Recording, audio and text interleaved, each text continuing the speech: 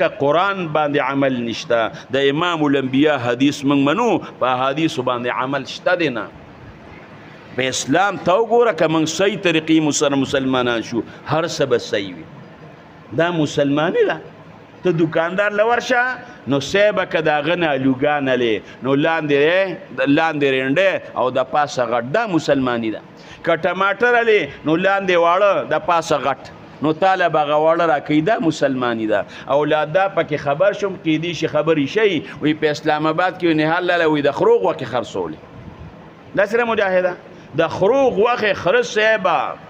نو په بازار کې به غوښه څنګه والي په بازار کې به ډوډۍ څنګه وخورې ولې دا د انډیا نه راغلی دا د لندن نه راغلی که دا کاپیر و چې دا د خرغ وکې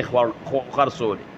د خروغ وخې په مسلمانانو خوړې سیبه د سپوغ وخې په مسلمانانو خوړې د اسلام دی دا مسلمانی ده